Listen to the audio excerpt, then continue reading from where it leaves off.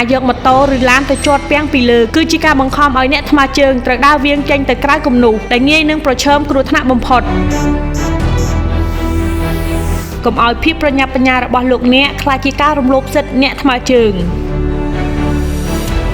កុំឲ្យគេជេរពេលឈប់ស្តុបមកចេះពីរបៀបឈប់ស្តុបឲ្យត្រូវច្បាប់ទាំងអស់គ្នាឈប់ក្រោយខ្សែបន្ទាត់អ្នកបើកបរត្រូវឈប់យានយន្តនៅក្រោយខ្សែបន្ទាត់ឈប់ជានិច្ចនៅពេលដែលមានសញ្ញាភ្លើងពណ៌ក្រហមទុកអត្ថភាពឲ្យអ្នកថ្មើរជើងគំនូសបង្កង់គឺជាតំបន់សុវត្ថិភាពដាច់ខាតសម្រាប់អ្នកដើរឆ្លងផ្លូវកុំវ៉ាទៅកកុញខាងមុខការជ្រៀតទៅឈប់នៅពីមុខគេបង្អស់មិនត្រឹមតែធ្វើឲ្យបាត់បង់សណ្ដាប់ធ្នាប់នោះទេតែវាក៏បង្កការកកស្ទះដល់យានយន្តដទៃទៀតដែលត្រូវបត់ស្ដាំក្នុងករណីមានភ្លើងអនុញ្ញាតការផាកពិន័យការឈប់រំលោភលើគំនូសសញ្ញាឬខ្សែបន្ទាត់ឈប់អាចរងការផាកពិន័យតាមច្បាប់ចរាចរណ៍ផ្លូវគោកពិន័យអន្តរការយោងតាមច្បាប់ស្តីពីចរាចរណ៍ផ្លូវគោកនិងអនុក្រឹត្យលេខ